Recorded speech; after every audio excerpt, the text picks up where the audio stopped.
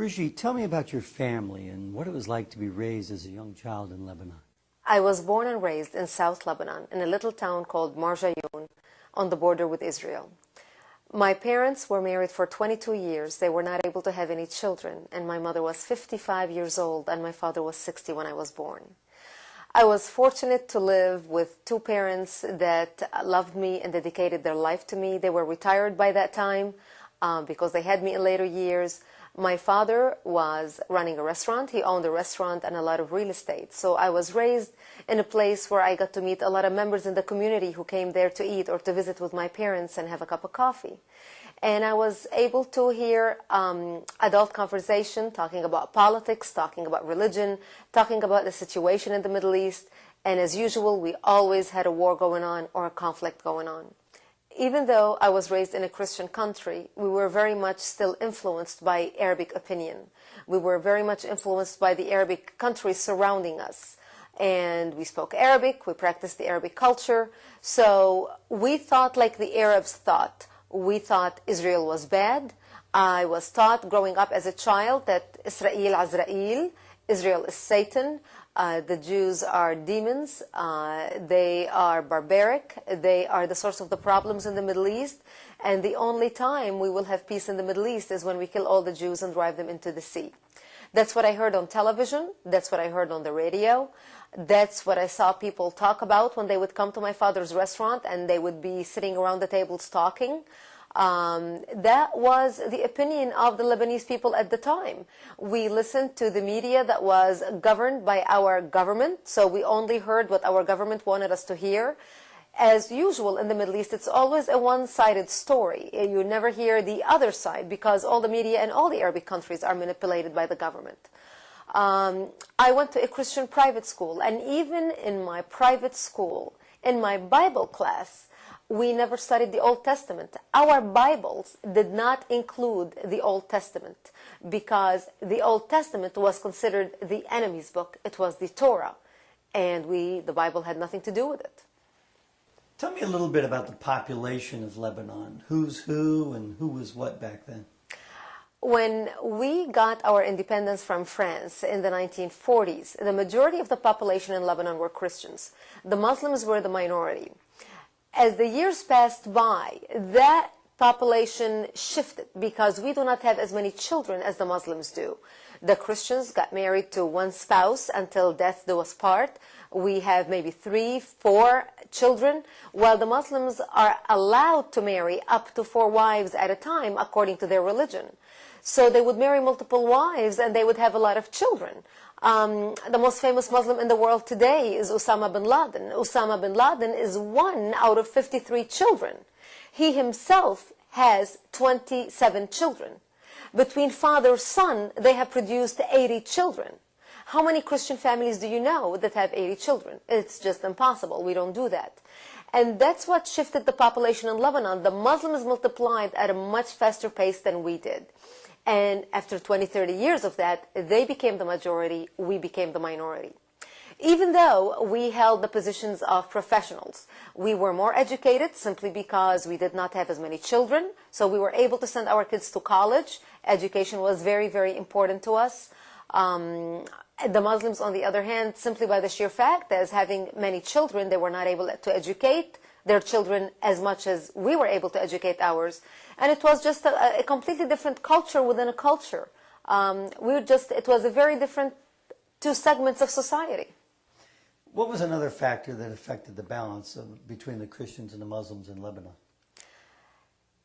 Another factor that affected the balance was the influx of the Palestinians out of Jordan and into Lebanon in 1970. Yasser Arafat and the Palestinians tried to throw King Hussein out of power. Yasser Arafat wanted to create a base in which to fight Israel. When he failed to do that in Jordan, and King Hussein kicked them out into Lebanon, we took them in. We already had Palestinian refugee camps set up. So the majority of the Palestinians that came from Jordan into Lebanon were Muslims.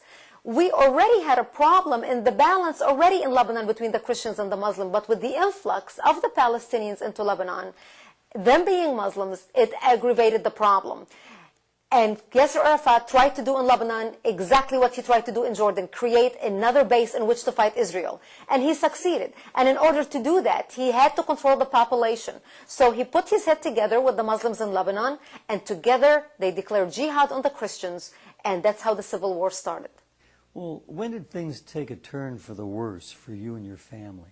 Things started changing for us, as far as I remember, around 1974. Every year we used to go spend the holidays in Beirut with the rest of my family, because it was only my mom and my dad lived in Marjayoun. And we stopped going. And I would ask my father, how come we're not spending Christmas in Beirut with the rest of the family? And he would give me some lame excuse like, well, we decided to stay home this Christmas. And I could not understand as a child. Later, I found out that the reason why we were staying home is because the Muslims and the Palestinians started setting up checkpoints. They created a combined army called Jaysh Lebanon al-Arabi, which was the Arabic-Lebanese army. And it was the combination of the Palestinians and the Lebanese Muslims. And they would set up checkpoints in the middle of the night, in the middle of the roads. And if they see a Christian, they would stop cars, and they would get people out of the car, and they would look at their ID. And if the ID said that this family is a Christian, because in Lebanon, we were identified on our IDs. Our religion was either Christian, Muslim, or Jewish. And we didn't have many Jews by that time. But when they would find out that this was a Christian family, they would get them out of the car and kill them, shoot the whole family. The word spread very fast, and Christians became prisoners to their own towns and their own communities. We were afraid to travel. But the major thing that changed my life was the bombing of my home. When the Lebanese Arabic army was trying to take over the military bases in Lebanon, they had taken over all the military bases with the exception of the military base above my home. They bombed that military base in an attempt to take it over. They missed the military base, and all their rockets exploded in my home, bringing it down and burying me under the rubble. I was wounded, and I ended up spending 2.5 months in the hospital. And I remember as a child asking my parents, why did they do this to us? And my father would always say, because we are Christians. They're trying to kill us.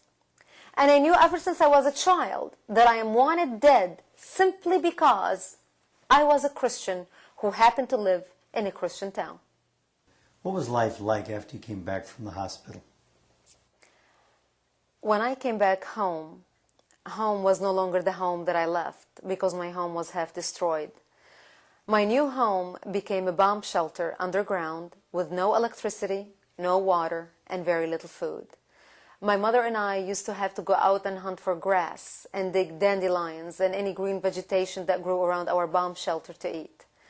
My mother would soak chickpeas overnight and rice and beans so we can eat that the next day. To get some water, we would crawl to a nearby spring to fetch some water, and we would crawl under snipers' bullets. And when we would get to the spring, we would be hiding behind the wall, and my mother would hold the gallon to fill it with water, and she would put a stocking on top of it to catch all the worms and all the maggots and all the rocks so we can drink the water. And then we would crawl back to the bomb shelter. Sometimes it would take us hours because of the sniper who was terrorizing us. And that went in and day out, year in and year out. Our life became unbearable. We had no electricity, so we had no heat. We were living underground in a cold, damp bomb shelter. During the day, we would let little rays of lights that we'd sneak in through the door and through the holes in the little window that we had. And at night, we would light kerosene candles, kerosene lamps, so we would have some light. And we would freeze. It was so cold. We would freeze. My father in the wintertime would break twigs, and we would make a fire inside the shelter. And we would fall asleep. And most mornings, we would wake up with carbon monoxide poisoning. And whoever woke up first would drag the other two outside and slap them so we could wake up. And that's the type of life I lived. I lived in the bomb shelter from age 10 to age 17, robbed from my youth. Well, what sort of tactics did the Palestinians use during the war? When the Palestinians started fighting in Lebanon, the war took on such savagery that it was inconceivable for us to think of. they started massacring the Christian cities, city after city. One of the major massacres was the city of Damour. They would walk into a bomb shelter, and they would see a mother and a father hiding in the bomb shelter with a little baby. They would tie one leg of the baby to the mother, and another leg to the father, and pull the parents apart, splitting the child in half. They would walk into the churches, and they would urinate and defecate on the altar using the Bible pages as toilet paper. The last friend that I had before I left Lebanon, who worked for me, she was mentally disturbed because they made her slaughter her own son on her lap. They tied her to a chair, tied a knife to her hand, held her hand, and made her cut her own son's throat. They would kill the Christian men, and one of the Palestinian signature killing way was to cut the genitals of the male and stick it in his mouth and cut a cross with a knife on his chest. That's how they used to kill the Christian men and leave them laying on the grounds in the moor. In my town, in the beginning of the war, when they were starting to take control a little bit, we would be hiding in the bomb shelter. And in the beginning of the war, the renters that rented from us, we all hid together in this small room, an 8 by 10 room. That's where 4 families lived. They had 9 children. We were 9 children in the bomb shelter. I was the oldest child. And the Palestinians would park their cannon in front of our bomb shelter and shoot at Israel, fully knowing that Israel is going to retaliate and we're going to die, because the way they would do it is they would shell Israel, then drive their tank away. So when Israel would shell back, we would, be dead, and we would make great evening news, great ratings. And that was a tactic that the Palestinians used over and over. They would hide between civilians. They would shoot their tanks and their cannons in between the civilians' home.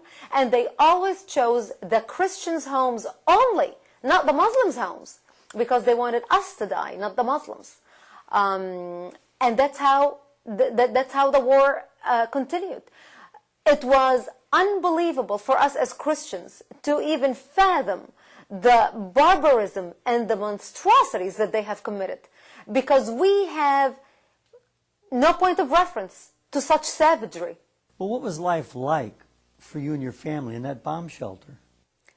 Well, our back was to Israel, and the Palestinians were surrounding us to kill us. So we either were going to be killed and slaughtered by the Palestinians, or we go to Israel and beg for help. And we knew of the 2 evils, because remember, we were raised in Lebanon thinking that Israel is the devil, the Jews are evil. But we knew of the 2 evils. The Jews are not going to slaughter us, because after all, we had more shared values with them than we had with the Muslims and the Palestinians. So a few people from my town went to Israel and begged for help. And that's how we stayed alive. Israel would come in the middle of the night and would bring supplies to the Christians. They would bring food, milk for the children. They would bring ammunition to the military. They would take the Christian men and train them inside Israel, because the Christians were educated, but they didn't know how to street fight. We were not like the Palestinians. And you can have all the degrees on the wall, law degree, a doctorate. That does not defend your life from someone who is bent on killing you in the name of God. Israel was the only country that understood what the Christians were going through. And Israel stood by us and kept us alive. And that's how we stayed alive for 7 years. In 1982, Israel entered Lebanon. And notice how I say entered Lebanon, not invaded Lebanon. The Christians were praying for Israel to come into Lebanon and liberate them from the Palestinians. And the only reason Israel came into Lebanon was because Hezbollah was working with the Palestinians, also with the Syrians, and we had a lot of other Muslims from a lot of Arabic countries that came to Lebanon to fight Israel. And they started shelling Israel. And all the northern towns in Israel were being shelled to the point where their citizens were living in bomb shelters just like us. And this went on for months. It wasn't a matter of a month or 2. This went on for months. And Israel decided, it's going to go into Lebanon and at least clear the Palestinians and push them far enough so that their artillery would not reach the northern towns of Israel. While Israel entered Lebanon, the Muslims and the Palestinians were shelling